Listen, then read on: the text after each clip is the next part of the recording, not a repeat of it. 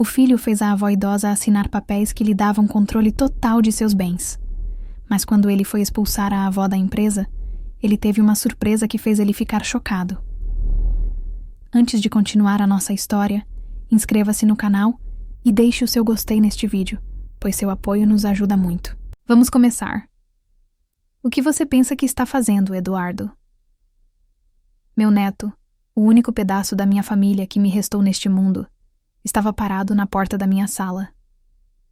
Ele tinha um sorriso no rosto, mas era um sorriso frio, que não chegava nem perto dos seus olhos. Atrás dele, parado de forma desconfortável, estava o Dr. Matias, o advogado da nossa família há mais de 30 anos.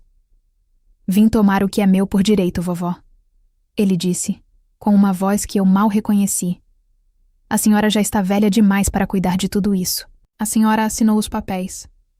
Agora esta sala, esta empresa. Tudo é meu. Eu senti meu coração dar um aperto dolorido. Não foi pela empresa. Não foi pelo dinheiro nem pelos prédios. Foi por ele. Pelo menino que eu ajudei a criar, que eu vi dar os primeiros passos. O sangue do meu sangue.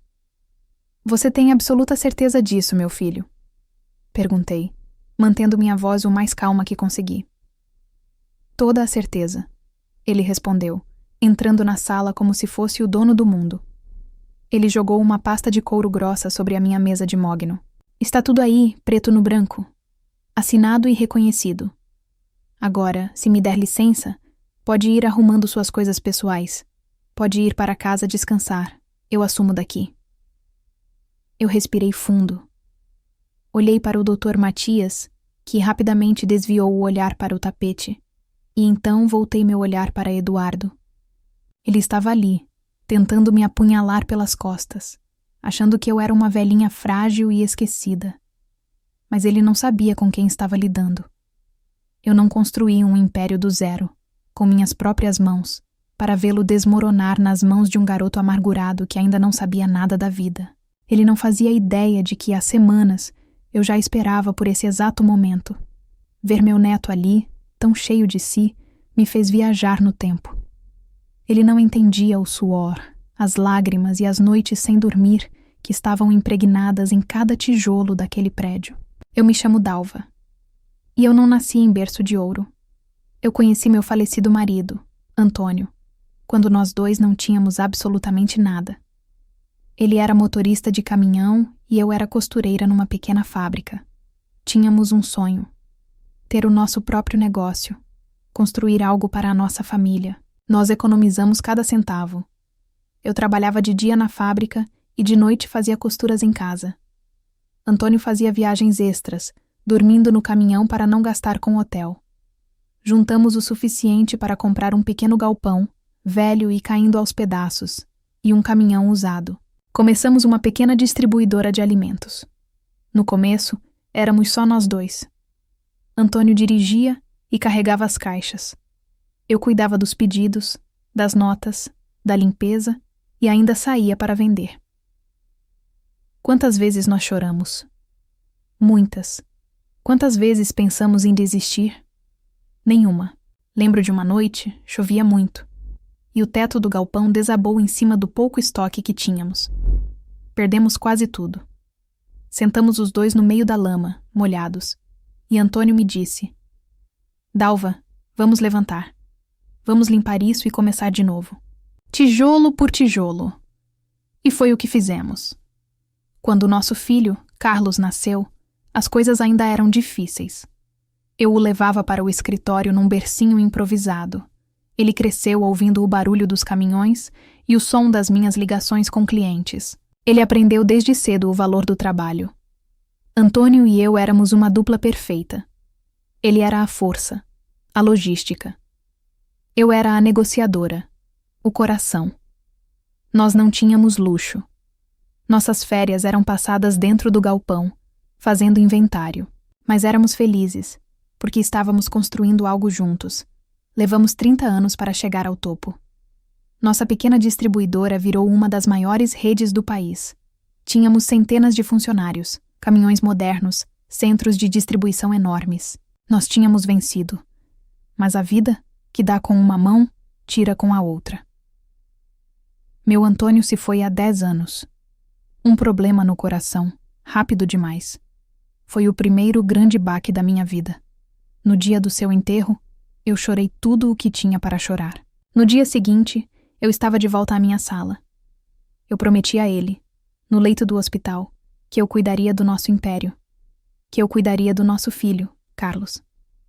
Carlos já era um homem feito, casado com Clara, uma moça maravilhosa. E eles me deram meu maior presente, meu neto, Eduardo. Carlos era o braço direito do pai e se tornou o meu quando Antônio partiu.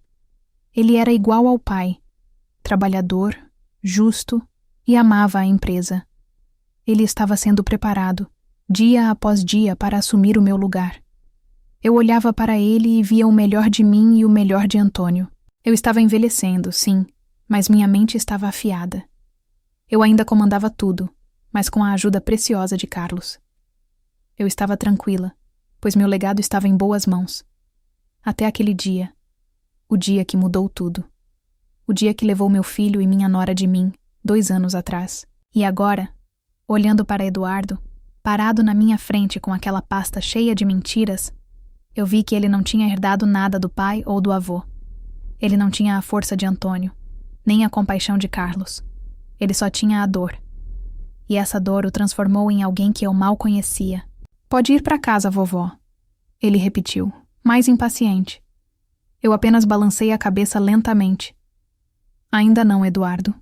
Ainda não. Perder meu filho Carlos e minha nora Clara foi como se o chão se abrisse sob os meus pés. Foi um acidente terrível, rápido, inesperado.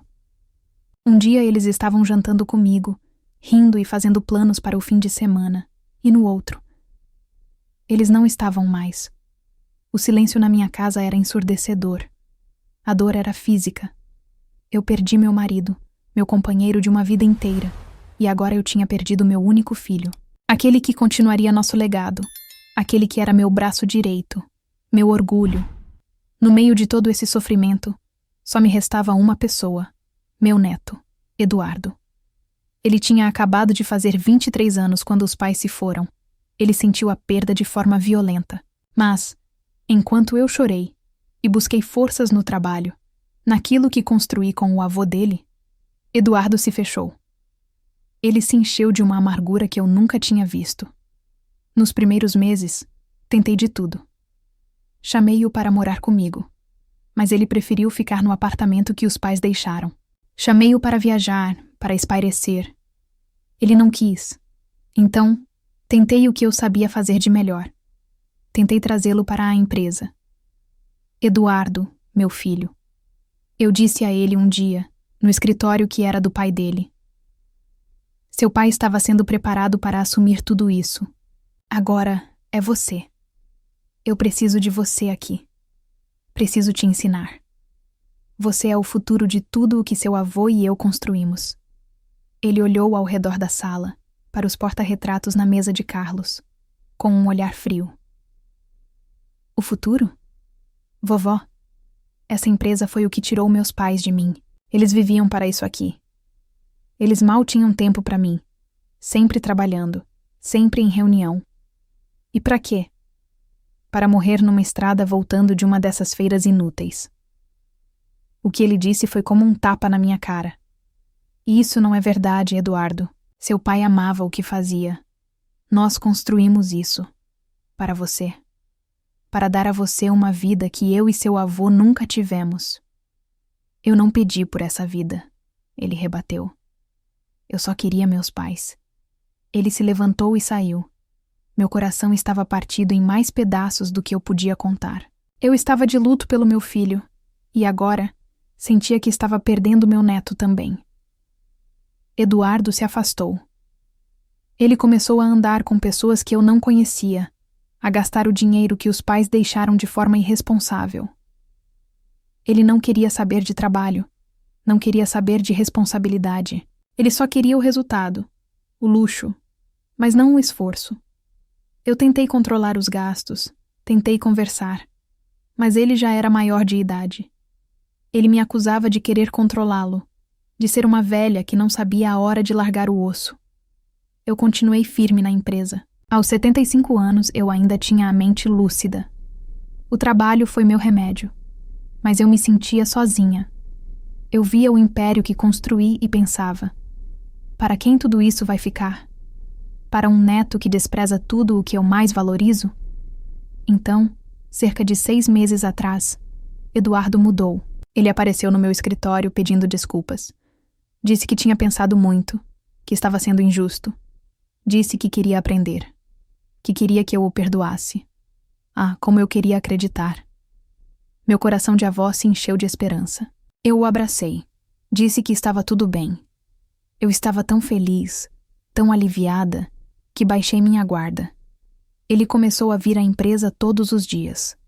Sentava-se ao meu lado, perguntava sobre os contratos, sobre os fornecedores. Eu, boba, abri os livros para ele. Mostrei como tudo funcionava, até que um dia ele apareceu na minha casa com o Dr. Matias, nosso advogado, e uma pilha de papéis. Vovó, o Dr. Matias e eu estávamos revisando algumas coisas, Eduardo disse, com um tom de voz muito prestativo. Com a morte do papai, muita coisa ficou pendente. E, francamente, a senhora já trabalha demais. Estamos organizando uns documentos para facilitar a gestão, coisa de rotina. A senhora só precisa assinar aqui, aqui e aqui. Eu olhei para o doutor Matias. Ele parecia nervoso, suava um pouco. É para agilizar, dona Dalva, ele disse, sem me olhar nos olhos. Coisas do inventário de Carlos, atualização das contas bancárias. Coisa padrão. Eu estava cansada naquele dia. Tinha sido uma semana longa. Eu confiava no Dr. Matias. Ele estava conosco desde o começo. E eu queria, mais do que tudo, confiar no meu neto. Ver o interesse dele em facilitar as coisas me pareceu um bom sinal. Eu não li. Esse foi meu erro. Eu não li as letras miúdas. Eu simplesmente peguei a caneta e assinei onde eles apontaram.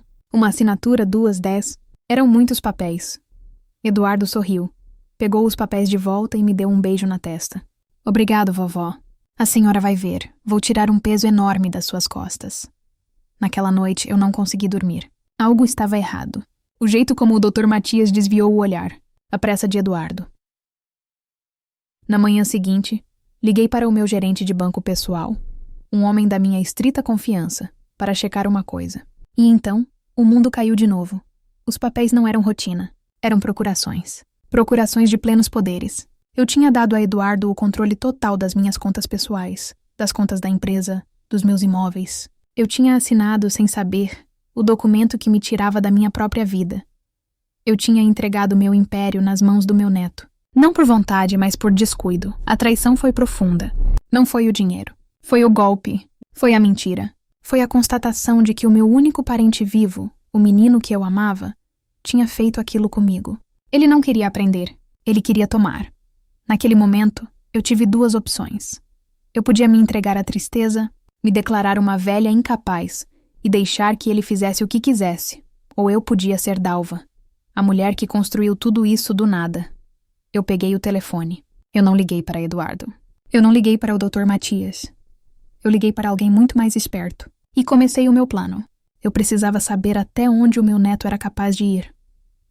Na manhã seguinte à minha descoberta, eu cheguei na empresa no meu horário de sempre. 7 da manhã. O cheiro do café fresco já estava no ar.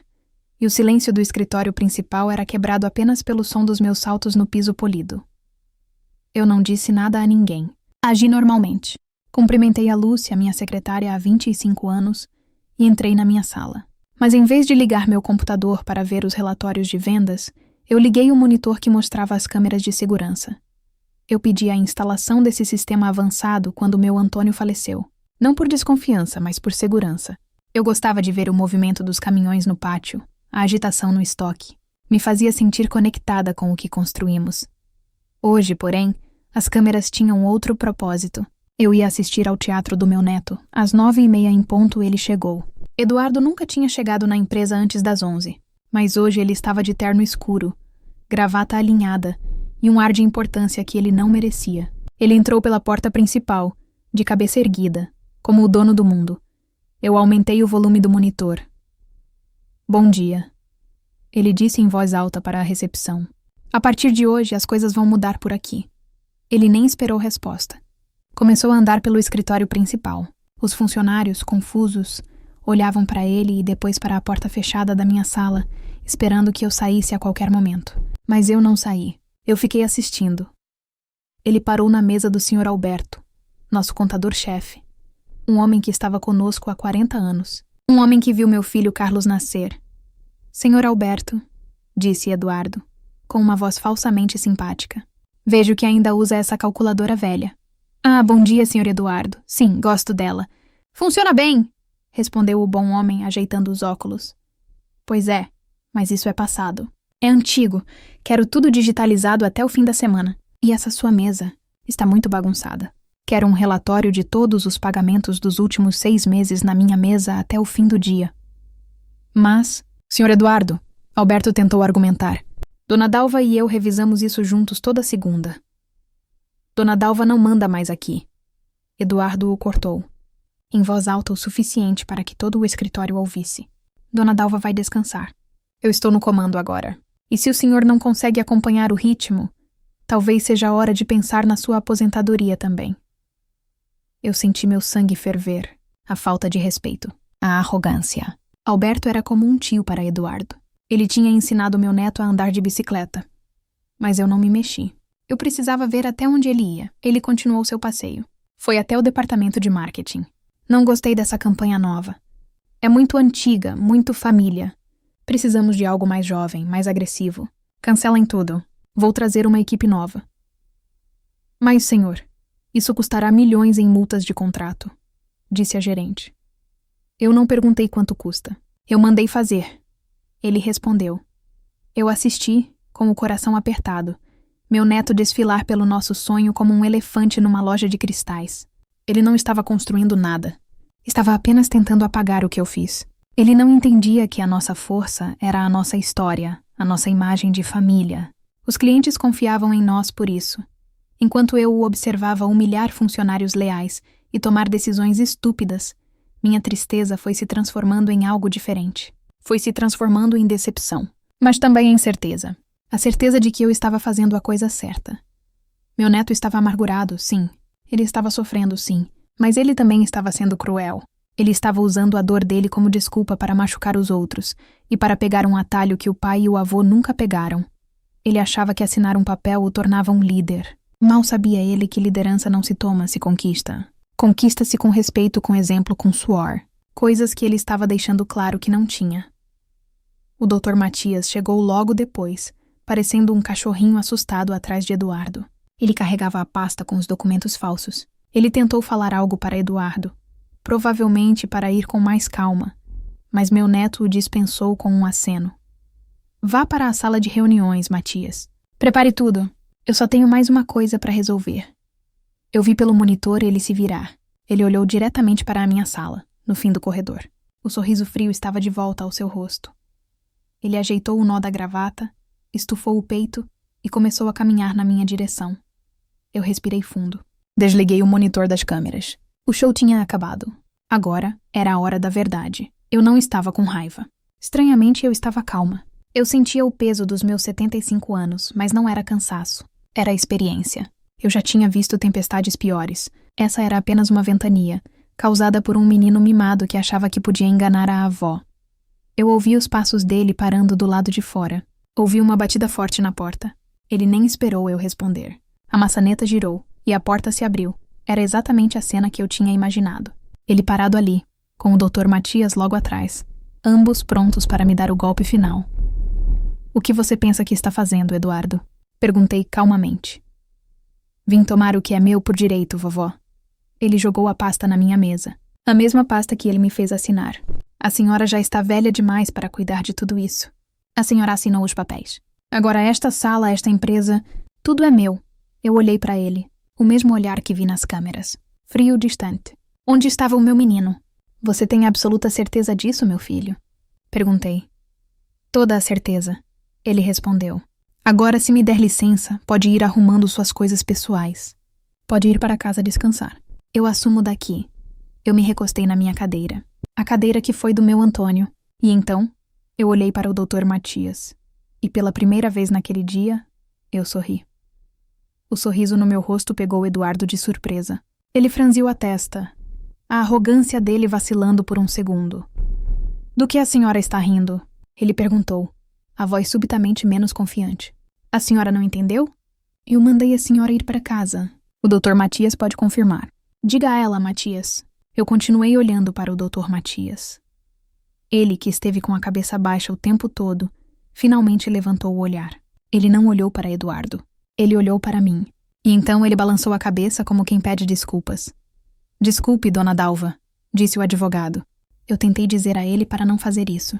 Tentei dizer que era uma péssima ideia. Eduardo ficou pálido. Matias, o que você está dizendo? Você estava comigo nisso? Eu nunca estive com você, Eduardo, disse Matias com a voz firme. Eu trabalho para a sua avó, há 35 anos, desde antes de você nascer. Eu me levantei da minha cadeira, lentamente. Peguei a pasta que meu neto tinha jogado na minha mesa e a abri. Tirei os papéis. Você acha que eu sou boba, Eduardo? Perguntei, minha voz calma, mas cortante.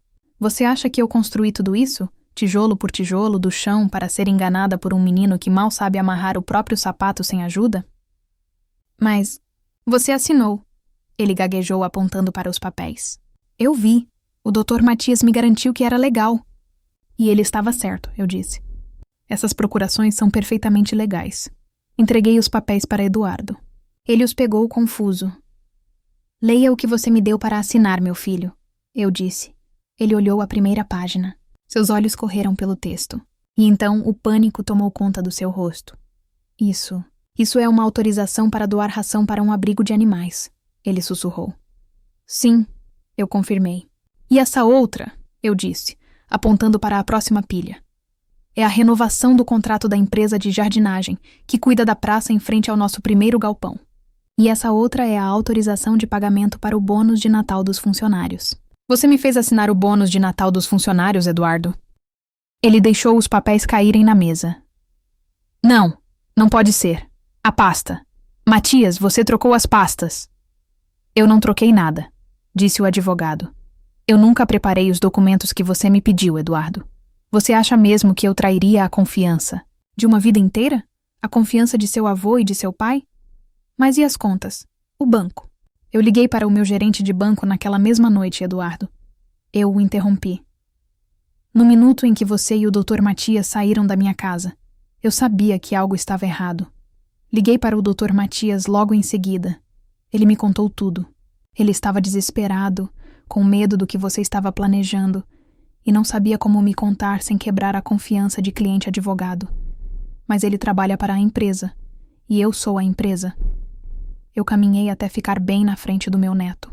Ele era mais alto que eu, mas naquele momento ele parecia ter 5 anos de idade. Eu pedi ao Dr. Matias que continuasse. Eu disse, minha voz baixa. Eu pedi a ele para fingir, para preparar documentos falsos que parecessem reais e deixar você pensar que estava no controle. Eu precisava ver com meus próprios olhos até onde a sua amargura e a sua ganância iriam. Eu olhei para ele, e a raiva que eu tinha segurado nas câmeras de segurança finalmente veio. Mas não era uma raiva alta. Era uma decepção profunda. E você não me decepcionou, não é?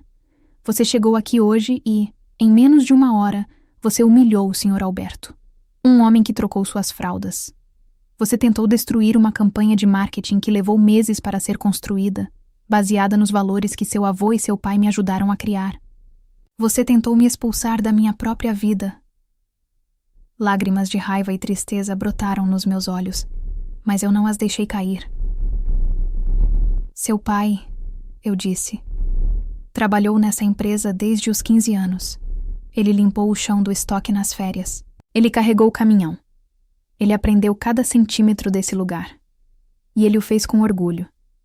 Seu avô construiu isso com as próprias mãos. E você? Você achou que podia simplesmente tomar? Eduardo não conseguia me olhar. Ele olhava para o chão envergonhado. Você está de luto, Eduardo. Eu sei, eu também estou. Eu perdi meu filho. Mas você não é o único que está sofrendo. E você não tem o direito de usar a sua dor para tentar destruir o legado dele. Eu não aguentei. Eu fiz o que qualquer avó faria. Eu estiquei minha mão e agarrei a orelha dele. Ai, vó! Ele gritou surpreso. Vó, vírgula, eu disse, puxando-o. Sim, um homem de 25 anos, sendo puxado pela orelha pela avó de 75. Eu o arrastei para fora da minha sala, passando pelo escritório inteiro. Os funcionários, que antes pareciam assustados, agora seguravam o riso. O Sr. Alberto tinha um sorriso de orelha a orelha. Peça desculpas ao Sr. Alberto. Eu ordenei, parando na frente da mesa dele. O quê? Eu puxei a orelha com mais força. Peça desculpas. Desculpa, Sr. Alberto. Eduardo murmurou, vermelho de vergonha. Ótimo. Agora você vai para casa, eu disse, finalmente o soltando na porta do elevador. Você vai para o seu apartamento e vai pensar muito bem no que você fez. Você vai pensar no seu pai, no seu avô e na vergonha que você causou. Vovó, eu. Cale a boca, Eduardo. Quando eu partir deste mundo, tudo isso aqui será seu. É a sua herança. Mas eu vou lhe dizer uma coisa, meu neto. Eu vou viver muito. Eu vou viver até ter 100 anos, se for preciso. E até lá, você não vai encostar um dedo em nada disso aqui. Eu apontei para a cadeira que era do pai dele. Aquele lugar era do seu pai, e um dia poderia ser seu. Mas você não vai ganhá-lo com mentiras. Você vai ganhá-lo começando lá de baixo, do estoque, igual ao seu pai. Eu não vou trabalhar no estoque, ele protestou. Então você não vai trabalhar aqui, eu disse, dando de ombros. E quando eu morrer, pode vender tudo e gastar o dinheiro como quiser, mas você nunca vai ter o meu respeito. A escolha é sua. Eu me virei e fui embora. Agora, suma da minha vista. Eu o deixei lá, parado na frente do elevador, completamente derrotado. Voltei para a minha sala, fechei a porta e sentei na minha cadeira. O Dr. Matias me olhou com preocupação. A senhora está bem, dona Dalva? Eu respirei fundo. Meu coração doía. Era meu neto, mas a justiça precisava ser feita. Eu estou ótima, Matias, eu disse, ajeitando meus óculos. Agora, me traga os relatórios de vendas de verdade. Temos um império para administrar.